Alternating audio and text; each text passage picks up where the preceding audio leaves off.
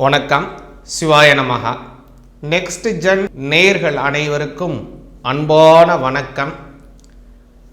2025 வருடம் புத்தாண்டு வரவிருக்கின்றது.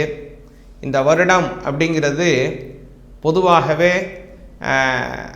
குரு பகவானினுடைய வக்கரத்தில் ஆரம்பித்து குரு பகவானுடைய பயிற்சியிலே முடித்து மறுபடியும் குரு பகவானுடைய வக்கரத்திலே இந்த வருடம் முடிகிறது. இந்த வருடம் ஒரு அற்புதமான வருடமாக அமைகிறது அத்துணை ராசிக்காரர்களுக்கும்.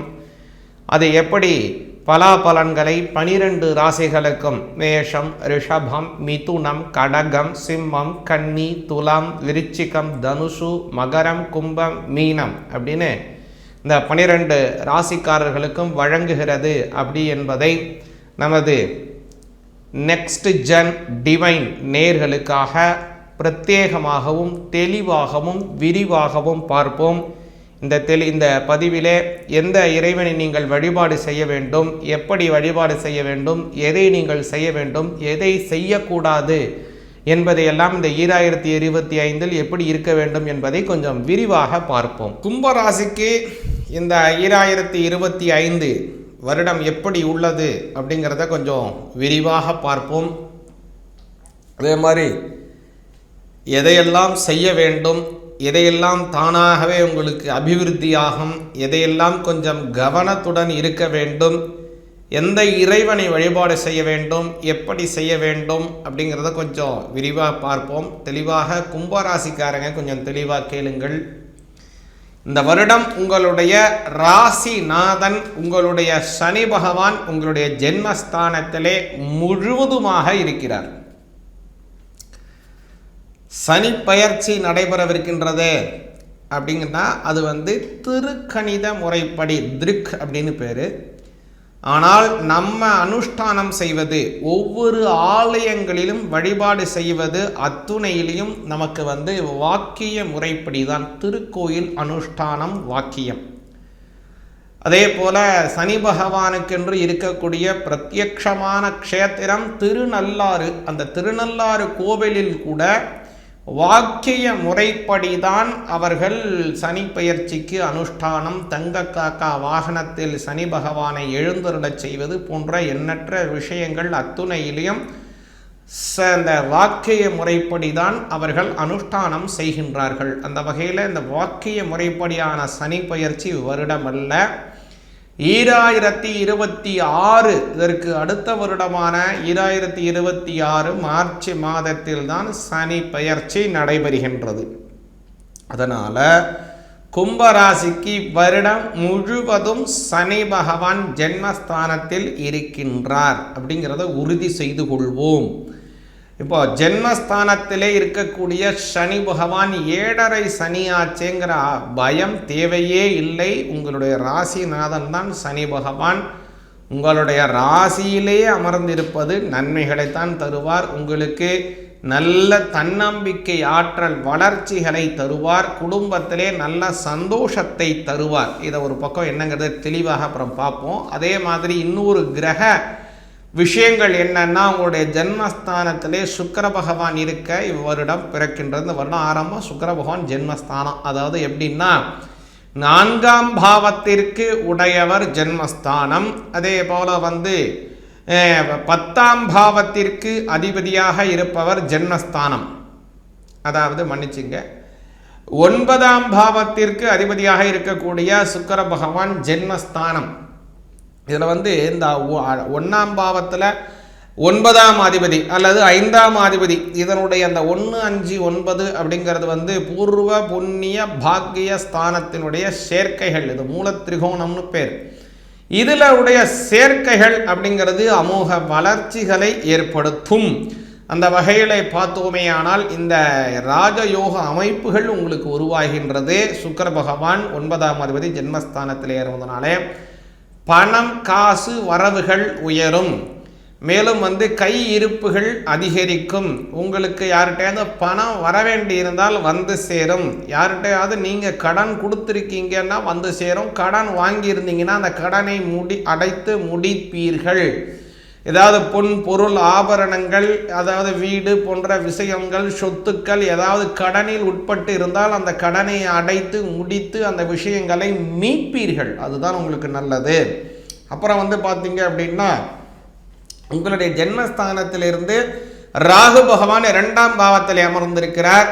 இந்த வருடத்தினுடைய ஆரம்பம் உங்களுக்கு அமோக வளர்ச்சிகள், அதாவது போக போக்கிய ஸ்தானாதிபதி மணி மந்திர ஔஷத காரகன் 2ஆம் பாவத்திலேயும், அதே போல் ஞான மோட்சக்காரகன் அஷ்டமஸ்தானம்னு சொல்லக்கூடிய ஆயுள் ஸ்தானத்தில் அமர்வதனாலே நன்மை. 2ஆம் பாவம் வலிமையடைவதனால பேச்சிற்கு மரியாதை, வெளியூர் வெளிநாடுகள் செல்லக்கூடிய யோக பலன்கள், வேறு மொழி பேசுபவர்களால் உங்களுக்கு ஆதரவுகள் கிடைப்பது, வெளியூர் பிரயாணங்கள் வெளிநாட்டு பிரயாணங்களினாலே நன்மைகள், பண்ட பரிமாற்றங்கள் செய்வதன் மூலமாக பலவிதமான நன்மைகள் உங்களுக்கு சேரவிருக்கின்றது.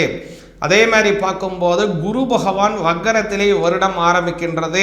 2ஆம் அதிபதி 11ஆம் அதிபதி ஜென்மஸ்தானத்திலிருந்து 4ஆம் பாவத்திலே வக்கரமடைய வருடம் பிறக்க, இவ்வருடத்தினுடைய முடிவு 2025 முடிவிலையும் குரு வக்கரம் தான். ஆனால் 5ல் போயிடுறார், அது நன்மை. 5ல் குரு அமோக வெற்றி. அது ஒரு பக்கம் என்னங்கிறது தெளிவாக பார்ப்போம்.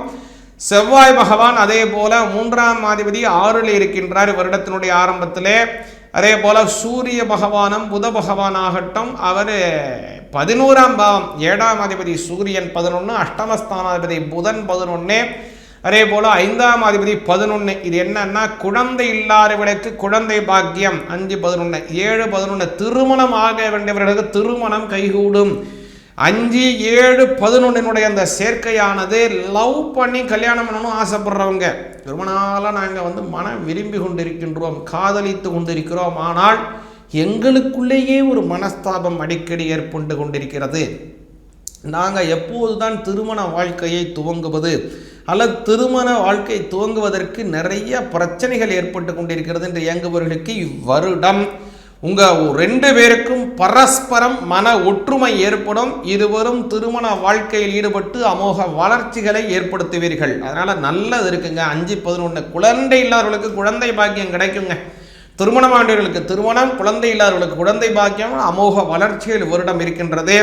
அதே மாதிரி பிப்ரவரி 10, 2025 வரை குரு வக்கரத்தில் சென்று நிவர்த்தி அடைந்து மே மாதம் 11, 2025 வரை குரு பகவான் அந்த வக்கரத்திலிருந்து நேர்கதியிலே சென்று மிதுன ராசிக்கு போயிடுறார். மிதுனத்தில் செல்லக்கூடிய சமயங்கிறது 5லே குரு, 2 கூடையவன் 5, 11 கூடையவன் 5, அமோக வளர்ச்சி அப்படின்னு சொல்லிடலாம். அதனால் சொந்த தொழில் செய்பவர்கள், தாய் தந்தையர் தொழிலை எடுத்து செய்யக்கூடிய குழந்தை செய்து கொண்டிருப்பவர்கள், அதே போல் பாரம்பரிய தொழில் செய்பவங்க, அதே மாதிரி பார்த்தேன் அப்படின்னா சொந்த தொழில் செய்பவர்கள், அமோகமாக பெரிய முதலீடுகள் செய்து செய்யக்கூடிய தொழில் செய்பவர்கள், அது மாதிரி இப்போ 100 பேர் 200 பேரை வச்சு வேலை வாங்கக்கூடிய தொழில் செய்பவர்கள் எல்லோருக்குமே சரி, கும்பராசிக்காரங்களுக்கு அமோக வளர்ச்சிகள் இந்த குருவினுடைய மாற்றம் ஏற்படுத்துகிறது.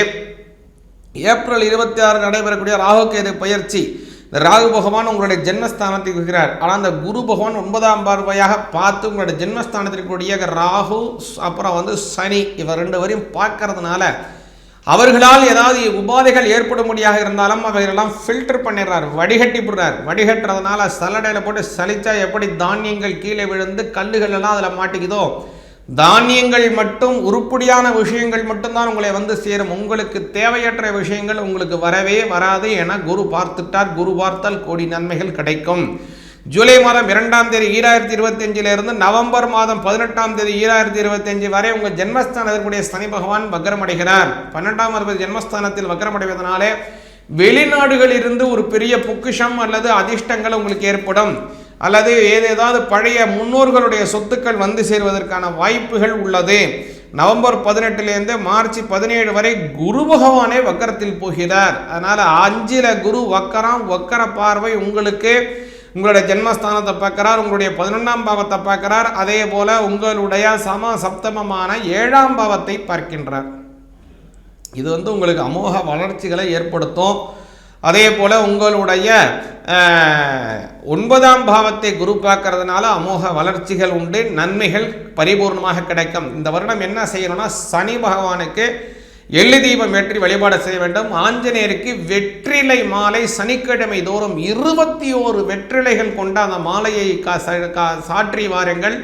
அமோக வளர்ச்சி, சனி பகவான் 7.5 சனியினால் ஏற்படக்கூடிய பலவிதமான இன்னல்களிலிருந்து நிவர்த்தி, அதி உன்னதமான லாபங்கள் ஏற்படுதல், வியாபார ஸ்தானத்திலே நல்ல முன்னேற்றம், தீர்க்க ஆயுள், நீங்காத செல்வம், மனைவி மக்கள் கூடிய சந்தோஷமான வாழ்க்கைகளை ஆஞ்சநேயர் உங்களுக்கு வழங்குவார் இந்த 2025. சிவாய நமः. இப்படியாக உங்களுடைய ராசிக்கு உண்டான பலன்களை தெளிவாக பார்த்தோம்.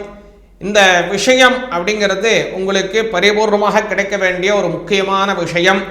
இந்த விஷயம் உங்களுக்கு பூர்ணமாக கிடைப்பதற்கு அல்லது கிடைக்காமல் தள்ளி போவதற்கோ அல்லது முன்கூட்டியோ இல்லை ஏதோ மாற்றங்கள் ஏற்படுவதற்கோ ஒரு விஷயம் கூட கிடைக்குது அப்படின்னா உங்களுடைய தனித்துவமான ஜாதகத்தை ஆராய்ந்து கொள்வது மிக மிக அவசியம். அதை வைத்தால்தான் எந்த கிரகம் இதில் கொஞ்சம் வலிமையாக இருக்கிறது உங்கள் ஜாதகத்தில், அல்லது எந்த கிரகம் உங்களுக்கு கூடுதல் பலனை தர வேண்டிய கிரகம் சரியில்லாமல் இருக்குது, தசாநாதனுடைய நிலைப்பாடு என்னங்கிறத பார்த்து உங்களுடைய வாழ்க்கையிலே முன்னேறுவதற்கு எதை செய்ய வேண்டும்ங்கிறத நம்மளால் சொல்ல முடியும். அதனால் தனித்துவமான உங்களுடைய ஜாதக பலனை பார்ப்பதற்கு கீழ்காணும் நம்பரை தொடர்பு கொள்ளுங்கள். சிவாய நமः.